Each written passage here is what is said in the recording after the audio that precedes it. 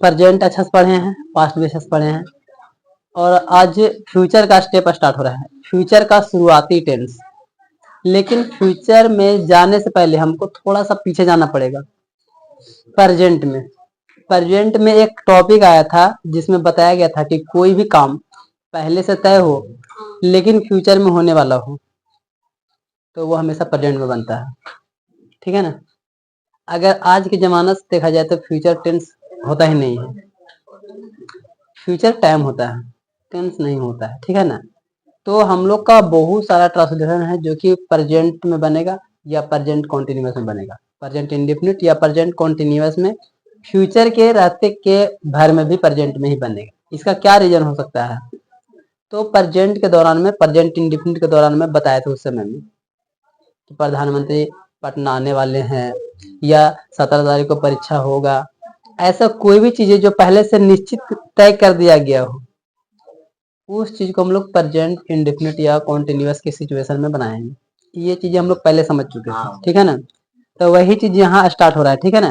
तो फ्यूचर वहीं से स्टार्ट हो रहा है, ठीक है।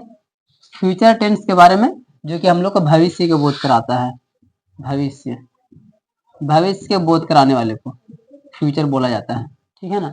तो फ्यूचर टेंस में इसमें भी 4 को, जैसे कि हम लोग प्रेजेंट पास्ट को पढ़े हैं, इसका भी 4 प्रकार होगा, चारों को 4 दिन में कंप्लीट हो जाएगा। अगर हम लोग मॉडर्न इंग्लिश देखें, आधुनिक अंग्रेजी व्याकरण, मॉडर्न इंग्लिश ग्रामर में, तो फ्यूचर टेंस होता ही नहीं है इसमें, ठीक है ना। आज के जमाना में, पहले जमाना में होता था, लेकिन आज के जमाना में जैसे जैसे जमाना चेंज हो रहा है हर एक नया नया मतलब निकलने लगता है, ठीक है ना। तो आज के जमाना में इसको टेंस नहीं माना जाता है, लेकिन फ्यूचर में टाइम होता है, टाइम प्रेडिक्ट किया जाता है कि फ्यूचर में कोई संभावना है, फ्यूचर के समय में हो सकता है, ठीक है ना। ऐसे करके अगर फ्यूचर टाइम में होने वाला किसी भी तरह के क्रिया का व्यक्त करने के लिए हम लोग क्या नॉर्मल यूज करते हैं? शैल विल। लेकिन शैल विल के अलावा और भी कई तरह के इंस्ट्रूमेंट यूज किया जाता है जो कि फ्यूचर टाइम में होने का बोध कराएगा। तो हम सिर्फ शैल विल के भरोसे नहीं रहेंगे, उसके अलावा भी कुछ और लगेगा, लेकिन होगा भविष्य काल में ही वो, ठीक है। जैसे मैं प्रेजेंट इंडेफिनिट का उसके जगह पर यूज कर सकते हैं, प्रेजेंट कॉन्टिन्यूअस का यूज कर सकते हैं। प्रेजेंट का बोध नहीं कराकर फ्यूचर में होने वाली क्रियाओं का बोध कराता है, तब भी हम ये चीज करेंगे। प्रेजेंट इंडेफिनिट का भी यूज करेंगे और प्रेजेंट कॉन्टिन्यूअस का भी यूज करेंगे जब हमारा जो बोध है, फील जो हो रहा है, एहसास जो हो रहा है, वो भविष्य में हो रहा है, लेकिन काम वर्तमान के यहाँ पर इंग्लिश यूज होगा। जैसे एग्जाम्पल फॉर, प्रधानमंत्री अगले महीने पटना आएंगे, अगले महीने पटना आएंगे, जो कि हम लोग प्रेजेंट इंडेफिनिट में ये चीजों को समझे थे कि भले ही फ्यूचर में रहे लेकिन पहला ही से सेटिंग रहेगा, होल पहला ही से निश्चित कर दिया रहेगा, तो वो हमको प्रेजेंट इंडेफिनिट में ही बनता था, ठीक है ना। तो इसके हिसाब से प्रधानमंत्री द प्राइम मिनिस्टर, या शॉर्टकट में हम लोग द पीएम भी लिख सकते थे, द पीएम प्राइम मिनिस्टर। प्रधानमंत्री अगले महीने पटना आएंगे, comes to Bihar next month, sorry अच्छा चलो कहीं पर भी चेंज करो ना, उल्टा पढ़ लिया, बिहार चेंज कर लेते हैं। प्रधानमंत्री अगले महीने बिहार आएंगे या पटना, जो भी था एक चीज चेंज कर लिया, हो गया, ठीक है। The prime minister come to Bihar next month, मतलब कि इसमें क्या एहसास कर रहा है कि अगला महीना आएंगे पहला ही से तय हो रहा है कि पहला ही से आने वाले हैं। तो जब ऐसा सिचुएशन में पहले से तय रहेगा या परीक्षा होने वाला है 10 तारीख को 20 तारीख को, वैसा सिचुएशन में हम लोग शुरू ही से सीखता रहे कि इंडेफिनिट में उसको यूज करना है। हम लोग कल क्रिकेट मैच खेलने रांची जा रहे हैं। अब यहाँ पर फिर समझो, हालांकि वर्तमान में ही हम लोग को बोध करा रहा है ना, और कॉन्टिन्यूअस तो है ही सर, पहचानने के लिए सही जा रहे हैं कि पहचान की दृष्टि से बनाएंगे तो सही जा रहे हैं। लेकिन अगर इसमें हम लोग फील करके देखें, हम लोग कल क्रिकेट मैच खेलने कहाँ जा रहे हैं, मतलब भविष्य का बोध करा ही रहा है ना यहाँ पे कि हम लोग जा रहे हैं भविष्य में। तो ऐसा सिचुएशन में भी सर हम लोग, लेकिन यहाँ पर रहा रही हम लोग अगर कॉन्टिन्यूअस देखा जाए ना, तो वहां से समझ के हम लोग उसका ट्रिक यहाँ पर स्ट्रक्चर इस्तेमाल कर सकते हैं, या तो फिर इसका रूल्स इस्तेमाल कर सकते हैं कि फ्यूचर में बोध तो करा रहा है लेकिन काम होगा हम लोग का प्रेजेंट कॉन्टिन्यूअस में, क्योंकि कॉन्टिन्यूअस का रहा रही भी यूज हो रहा है। इस चीज को समझना पड़ेगा, ठीक है। तो we are going to Ranchi to play the cricket match tomorrow, कल के लिए, ठीक है ना। तो ऐसा सिचुएशन में इस चीज को समझना ध्यान से, अधिकतर इसमें गलतियां होने का संभावना दिखता है, तो इसको ध्यान से बनाना, ठीक है। अब बात करते हैं हम लोग, पहला से चलते हैं फ्यूचर इंडेफिनिट टेंस से। फ्यूचर इंडेफिनिट क्या है सर? जो कि फ्यूचर में बोध कराने का काम कर रहा है, और इसको पहचानने का जो कॉन्सेप्ट रहेगा वो गा गेगी से रहेगा। अगर अंत में किसी भी वाक्य के अंत में गा गेगी लग जाता है, ठीक है ना, क्रिया के अंत में, तो हम लोग समझेंगे कि हाँ वो एक फ्यूचर टेंस में बनने वाला है, ठीक है। और यहाँ पर फीलिंग्स को भी समझने का कोशिश करना है, ऐसा नहीं कि सिर्फ गा गेगी देखना है, क्योंकि पहले बता चुके हैं कि गा गेगी देखेंगे सर फ्यूचर लगेगा, लेकिन वो प्रेजेंट में भी तो बन सकता है। इसीलिए आपको क्या देखना है, उसका एहसास भी देखना है।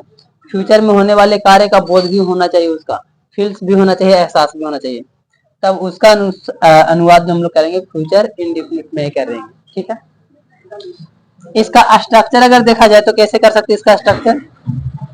Subject, shell will, verb one और ऑब्जेक्ट। अगर इसी को 5-6 को बनाना होगा सर, तो आप खुद से आप बना सकते हैं, आप इतना कैपेबल हो चुके हैं, मतलब आप इतना समझदार हो चुके हैं इतना दिन से पढ़ते पढ़ते, कि शैल विल के बाद में सर नोट लगा लेते हैं, फिर उसके बाद में इंट्रोगेटिव वाला में पहले कर देते हैं हेल्पिंग वर्ब। इस तरीके से आप खुद से भी बना सकते हैं, इतना समझ तो हो चुका है। खैर कोई बात नहीं, अगला टाइप है, अगला क्लास में पढ़ाएंगे ये चीज को, लेकिन इतना तो समझ में आ चुका है।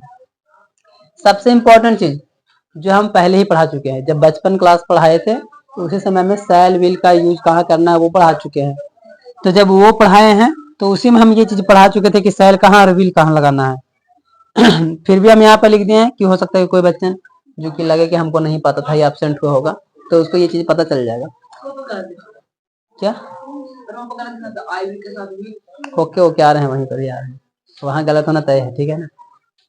यहाँ बात करते हैं, आई और वी के साथ हम लोग क्या यूज करेंगे? Shall, you, he, she, it, noun रहे, नाम रहे या दे रहे, कोई भी रहे, यहाँ पर हम लोग यूज करेंगे और विल, ठीक है।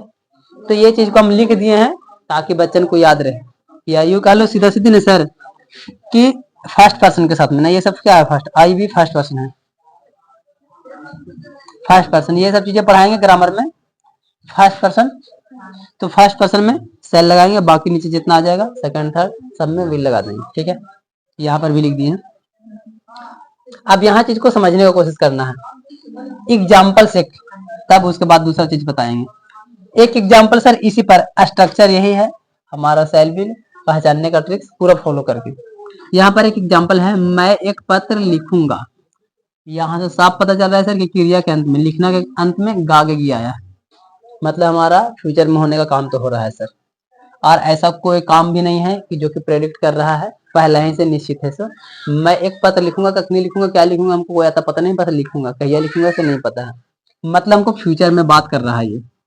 अगर ऐसा रहता सर कि मैं पत्र 2020 को लिखूंगा, ऐसा कुछ रहता सर तो हम सोचते दूसरा तरीका से, लेकिन यहाँ पर सब चीजें अजीब तरीका से चल रहा है, जो कि फ्यूचर में प्रेडिक्ट कर रहा है कि मैं एक पत्र लिखूंगा, तो इसके हिसाब से हम लोग को सब्जेक्ट चुनना पड़ेगा जो कि आई, और इसके साथ में सर हमको क्या हेल्पिंग वर्ब यूज करना है गागेगी के लिए। तो यहाँ पर लिख दिए हैं कि आई के साथ में सर सेल यूज करना है, सेल, आई सेल लिखना सर, राइट मैंने लिखना, क्या लिखने की बात कर रहा है? एक पत्र, ए लेटर, ये मेरा ऑब्जेक्ट हो गया एक पत्र, ये हो गया मेरा सब्जेक्ट हेल्पिंग वर्ब के हिसाब से, ये गागे के हिसाब से हेल्पिंग वर्ब चुननी है, और लिखना हो गया राइट। ये हो गया मेरा पूरा ऑब्जेक्ट, मतलब ये हो गया सब्जेक्ट हो गया है, ऑब्जेक्ट हो गया है, और ये हो गया वर्ब हो गया है, और ये हमारा हेल्पिंग वर्ब समझ लो इसको समझने के लिए। तो इस तरीके से मेरा पूरा कॉन्सेप्ट लागू हो रहा है सर कि सब्जेक्ट पहले में sir shell will sir, verb लगाना है सर, वर्ब मिल गया है, और ऑब्जेक्ट लगाना जो बच गया वो मेरा एक पत्र, सुंदर पत्र, अच्छा पत्र, जो भी रहेगा सब वो ऑब्जेक्ट में रहेगा, पूरा उसी के साथ में रहेगा, ठीक है। तो ये चीजें इससे कॉन्सेप्ट को कंप्लीट कर रहा है। अब अगर इसी में हम लोग को रहता सर नोट वाला लगाने के लिए, तो I shall not write a letter, जो कि आप लोग वो बना सकते हैं आराम से, इतना प्रैक्टिस तो हो ही गया शुरू से पढ़ते पढ़ते। अब एक और जो सबसे इम्पोर्टेंट लाइन है जो कि बच्चे लोग बहुत ज्यादा गलती करता है, अब मेरा समय में हम भी गलती क्या करते थे, मतलब गलती क्या ही करेंगे यार, पढ़ाई नहीं होता तो गलती क्या करेंगे, बात तो ये है। लेकिन जब हम सीखे थे ना शुरू शुरू में, तो गलती तो हम अपने से करते थे कि आखिर कैसे इसे हो जाता है उल्टा फुल्टा। ध्यान दीजिएगा यहाँ पे, दृढ़ निश्चय या निश्चितता या अवश्य, अवश्य, जरूर भी यहाँ पर हो सकता है, ठीक है ना, जरूर भी हो सकता है कि जरूर, ऐसे करके भी लिखा हुआ हो सकता है। मतलब दृढ़ निश्चय, एकदम पूरा उस पर जोर लगा के बोलेगा, या निश्चितता मतलब पूरा निश्चय के बात करेगा, ये एकदम जरूर या अवश्य, ऐसा कुछ जोर लगा करके बोलेगा। ऐसा भाव का व्यक्त जब करेगा तब उसके लिए हम लोग अलग तरीका से स्टाइल यूज करेंगे। फर्स्ट पर्सन में आई भी के साथ में विल, यानी कि सर जो यहाँ हम लिखाए हैं सेल, इसको कर देना है यहाँ पर विल, और इसके नीचे में कर देना है यहाँ पे सेल, चेंज कर देना है पूरा। यहाँ पर वही लिखा है, फर्स्ट पर्सन में आई भी के साथ में विल लगा लेना, सेकेंड पर्सन में ही सी इट नेम नॉन जो भी रहेगा उन सबके साथ में यहाँ पर सेल का यूज कर लेना। ये कब करना है, जब बहुत ही ज्यादा जोर डाल के बोले तब ही करना है। जैसे एग्जांपल में, मैं अवश्य दिल्ली जाऊंगा, मैं अवश्य दिल्ली जाऊंगा, मैं जरूर दिल्ली जाऊंगा, मैं दिल्ली जाऊंगा ही। अरे किसी भी तरीके से अगर निश्चित वो बोल दिया, एकदम जोर लगा दिया है, तो हमको फिर ये स्ट्रक्चर को फॉलो ना करके, ये चीज को फॉलो ना करके इसका जस्ट अपोजिट फॉलो करना है। नीचे का ऊपर, ऊपर का नीचे, सेल का विल, विल का सेल, ऑटोमेटिक सिर्फ चेंज कर देना है, बाकी सिस्टम सेम। कोई लोग जब देखेगा उसको नहीं तो कहेगा ना कि ये गलत बनाया हुआ है, लेकिन उसको हिंदी समझने में मिस्टेक होता है। गलत नहीं बना हुआ है, बल्कि उसका हिंदी आप गलत निकाल रहे हैं, ठीक है ना, ये चीज को समझना है। मैं अवश्य दिल्ली जाऊंगा, तो आई के आई सर, आई के साथ में सेल लगता है, और लोग यहाँ देख के कहेगा नहीं कि आप विल लगाए हैं, जो कि गलत है। गलत हम नहीं है, बल्कि आपको हिंदी नहीं करने आ रहा है, ये गलती आप में है, ठीक है ना। I will go to Delhi, मतलब मैं जरूर जाऊंगा दिल्ली, ये बोध करा रहा है यहाँ पर। जैसा ही ऑपोजिट ये हुआ, मतलब ये जोर डालने लगा कि मैं जाऊंगा ही जाऊंगा, चाहे जो हो जाए, जाना मतलब तय है ये। तो मैं अवश्य दिल्ली जाऊंगा, तो I will go to Delhi, इस तरीके से यूज करना होता है। I will not go to Delhi, इस तरीके से अगर नेगेटिव्स वगैरह बनाएंगे तब के लिए, ठीक है। तो ओवरऑल इतना चीजें समझना बहुत इंपॉर्टेंट था। इसके अलावा भी अभी फ्यूचर्स में बहुत सारा चीजें बाकी है, जैसे कि हम लोग को टू बी पढ़ना है, टू बी का पढ़ना है, फिर इन्फिनेटिव भी पढ़ना है, तो ये सब चीजें भी बाकी है, वो सब टाइम टू टाइम पढ़ते जाएंगे।